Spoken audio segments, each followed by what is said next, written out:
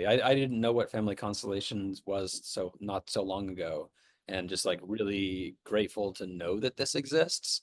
I've found it to be like one of the most direct ways of like understanding so many different healing modalities and like actually getting to the source of what's happening. Um, just it really ties in a lot of different practices. And so yeah, grateful to be here and be doing this collaboration with you. Thank you. Thank you for doing it too, and for sharing also your experience and also helping others, because the goal of us healing and doing the work is also to be able then to share it with others and let them know that there is sources available to do things. So we go into this space where we're able to process trauma that may have happened without having a nervous system activity. So every time the body enters a space of trauma, it will react in a way where our nervous system gets all out of whack, and we might have panic attacks, we might get anxiety, we might be stressed. And the way that we do it with the family constellation, it's kind of like you're feeling it, you're seeing it, but your nervous system is controlled. And it's a nice way to dive into the trauma. So, family constellation is a way to connect your subconscious and your conscious together to understand the stories of the past and why you're repeating a cycle or why you're having certain blockages. It puts the finger on the root cause. So, how would this event be different from any other men's circle? Well, the having the family constellations is like a clear difference. Right. So it's an addition to a men's circle. Um, where like in men's circles, sometimes we'll get in and we'll tell stories, right? Like it can be very good to just like share a story and get perspective, or like what are we going to do with it, or feedback, or and a lot of circles are there's value in speaking a story out loud that you've never shared anywhere before and being held in that can be really powerful. Um, Mhm. and then also just like having activities that you do and explore different like challenging things.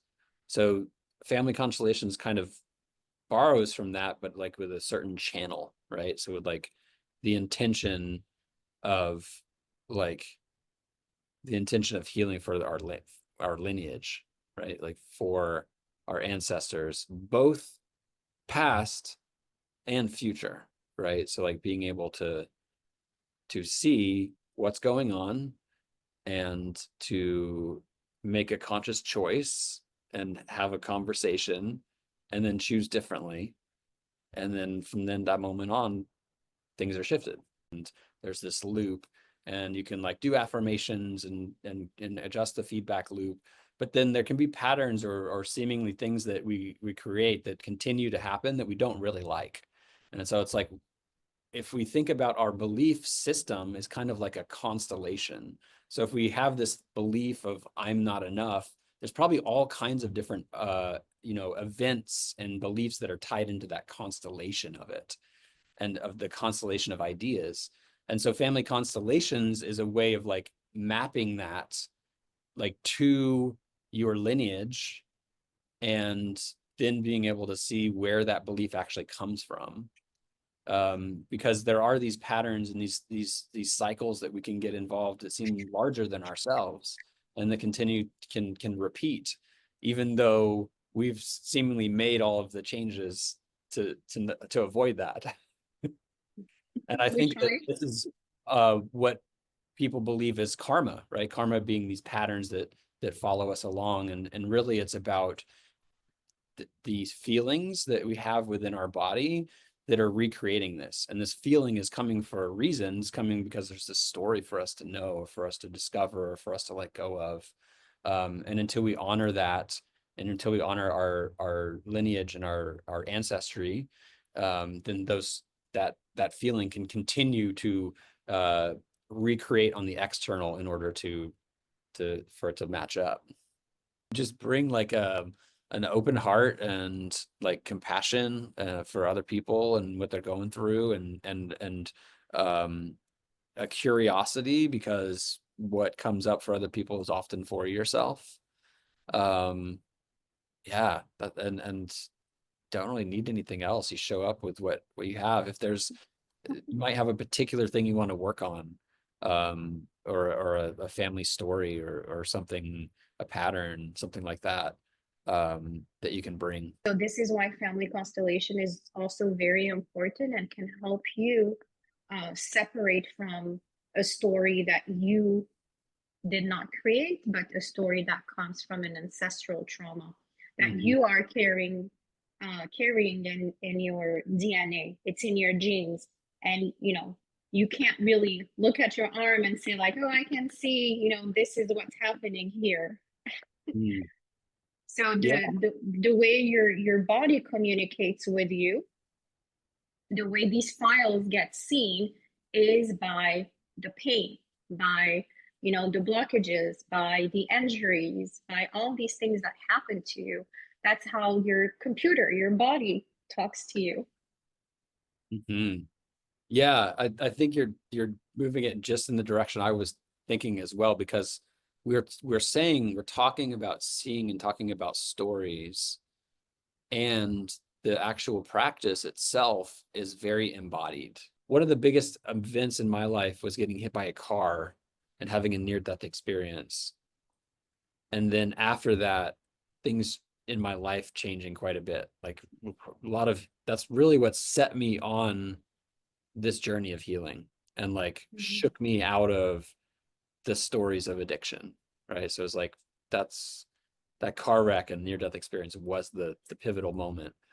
And my whole life I had anxiety and fear around cars. And I thought it was because of some events that happened around when I was like 6, with my mom.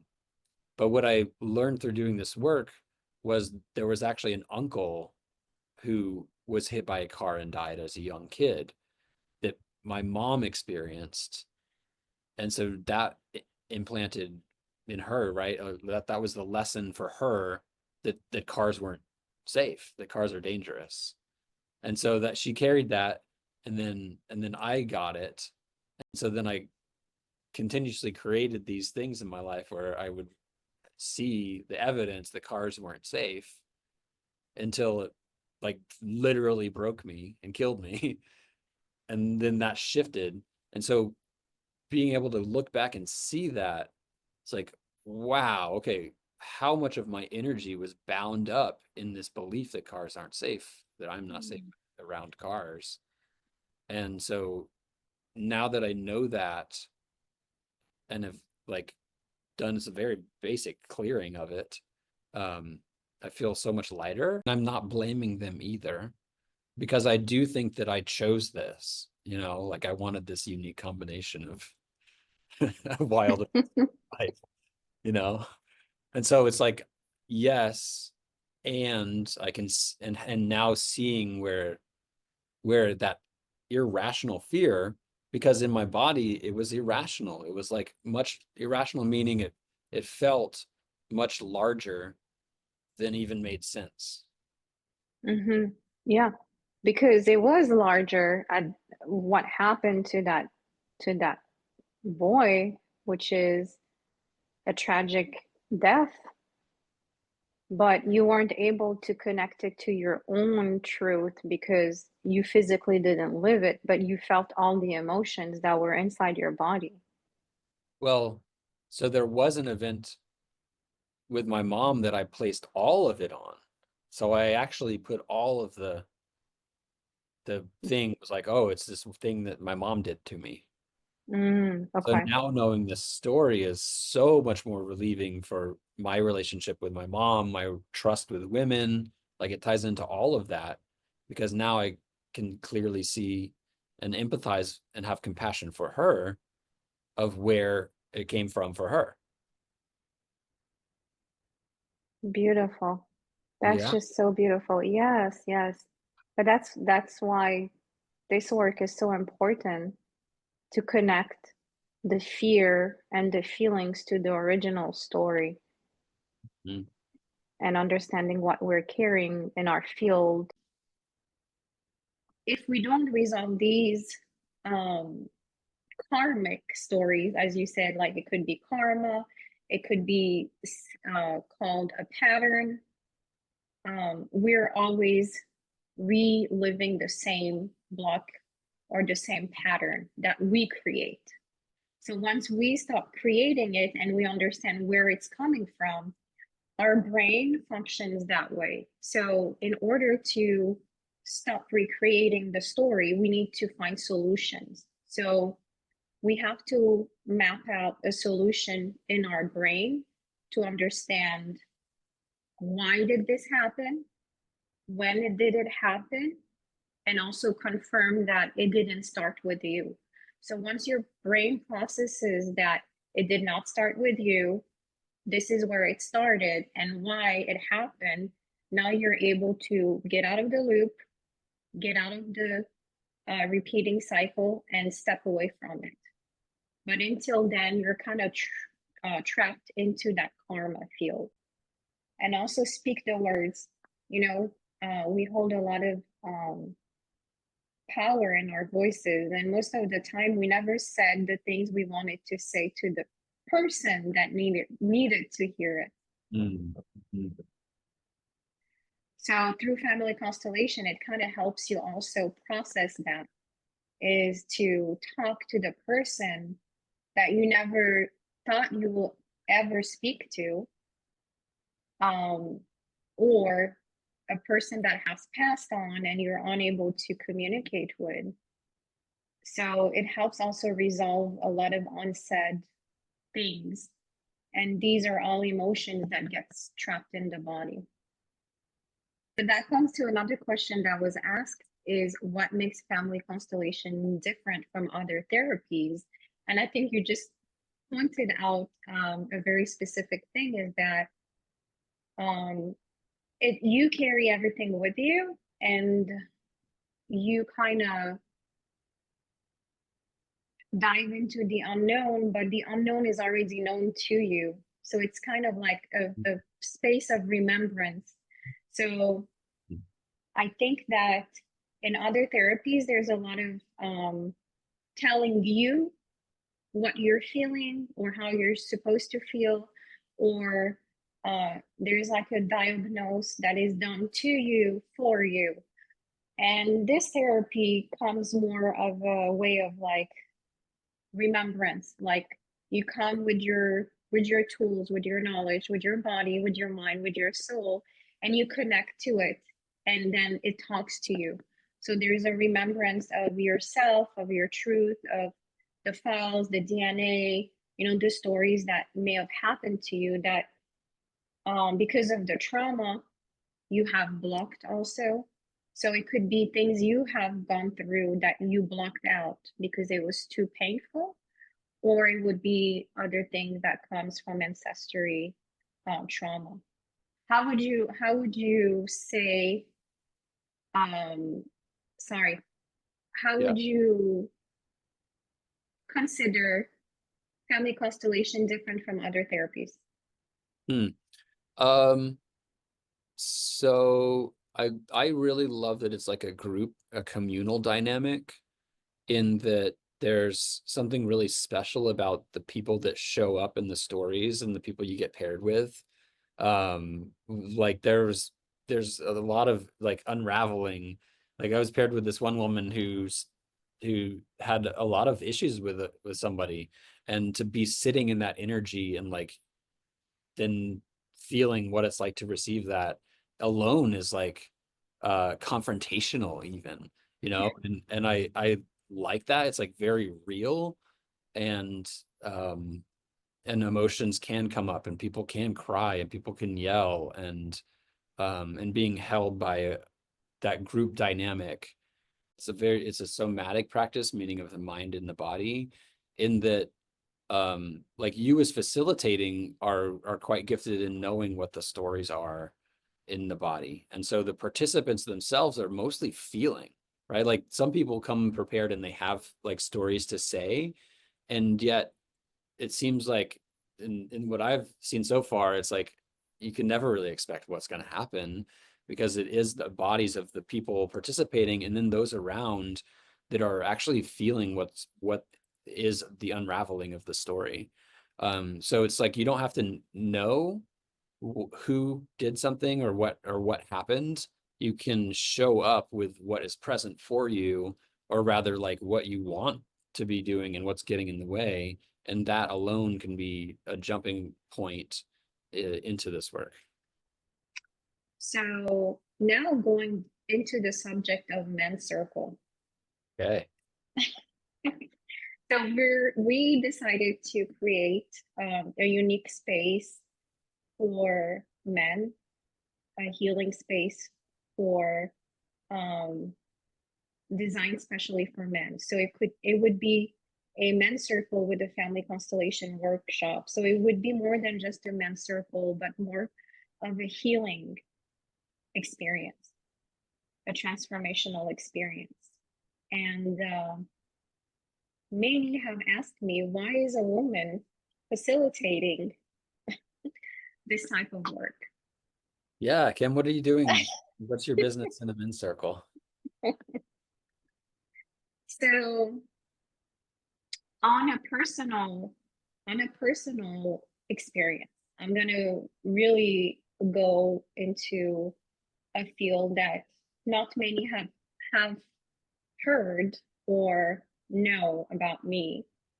Um, Mm. so so going through sharing stories, and I do open anyone that has shared space in Constellation will know a little bit about that part, but I haven't really talked about it openly this way. Ooh, here So we go. You heard it here first. you've heard it here first. So a few years back, that I will say now it's going to be 8 years. So 8 years ago, I was in a relationship with a man that had addictions and that was going through a really, really tough time.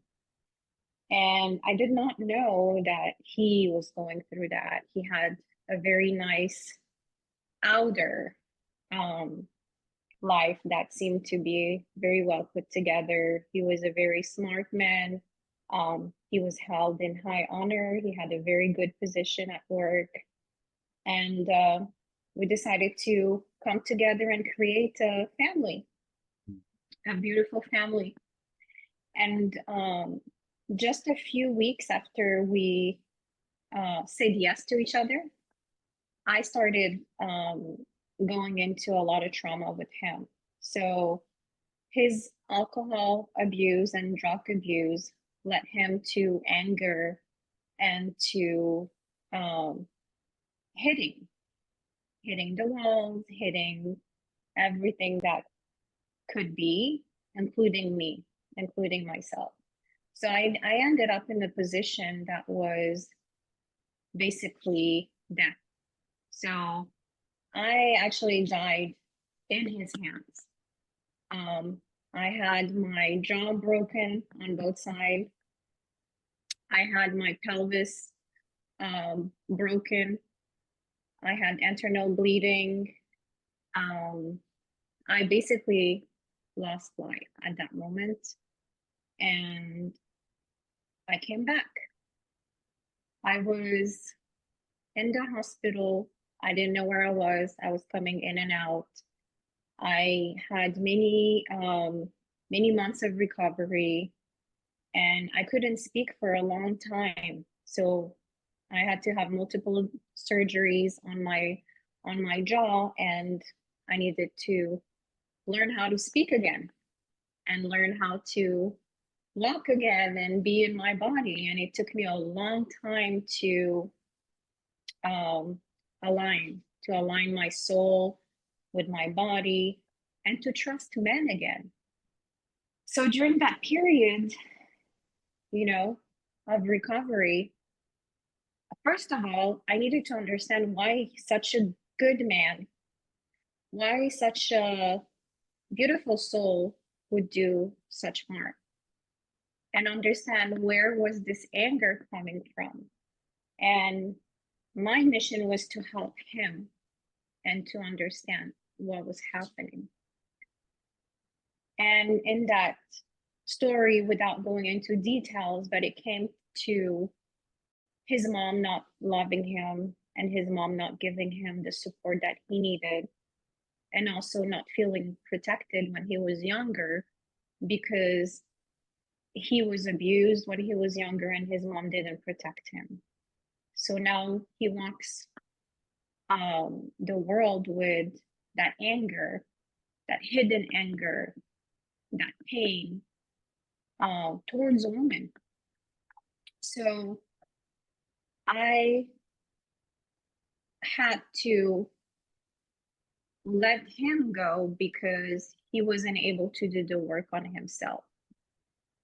But my goal is to be able to help those people before that anger transform into violence. I want to be able to help these men heal all these traumas and feel better, feel good about themselves, and understand their stories before it becomes physical. So my goal is to help as many souls as possible to do the healing work so they don't have to stay in that space of anger. They don't have to become violent. Every person I have worked with and every stories I have been involved with, it's the same type of programming, as we say. So there's a blockages. These are cycles that keep repeating that then become addictions and then that can resolve into violence. So the goal is to help and support before it's too late. Yeah. Mm. Yeah, just breathing in all that. Yeah, thank you for the transparency and vulnerability and sharing that here. Yeah, I mean, this is part of my work. This is part of my mission here. I want my son to be able to um, never have to go through these types of traumas. I want all the men that comes after to be, you know, less angry and understand that love is possible, not to feel fear or anger towards the mother, towards the woman. Change can happen in a moment, an instant, right? So it's like people that are able to access certain things that they never expected can be forever different a moment later. Totally. So if a boy doesn't receive a safe feminine presence in the early life, he may grow up with confusion around intimacy, distrust of women, emotional repression, or overcompensation in his masculine expression. This is why doing a healing work later in life, like our men's circle and family constellation combined, can help rewire these early imprints and restore a healthy, sacred relationship with the feminine, both within and without. Yes. I think that any addiction is really just unexpressed emotions or unprocessed emotions. And a lot of trauma that we experience is also created from an unprocessed emotion that we receive in childbirth in our DNA. And so this connection of like of men being angry, I often hear that men are afraid to get too angry because then it might like explode and then they wouldn't know what to do with it. And so anger has been repressed for so long that now it's just bubbling up and unfortunately spilling over and hurting people that we love. And so that's like way too common, and hence an importance of doing this kind of work. So I think as I've been doing this, I've realized that I've placed more um, pain and suffering towards my mom than was rightfully hers. Like I've recognized that there are other sources, like other people involved that I put like pretty much primarily focused on her, you know, so like all of the blame went to my mother, whereas now I'm able to see where she got it from, and like other relatives that are in the picture that actually, so like these memories, like memories have been coming back of my childhood and seeing new perspectives. And so I think that that's so critical that we have a more accurate picture of what Mhm. happened with our mothers, because I think that they're shouldering an unnecessary amount of this being the source of our problems.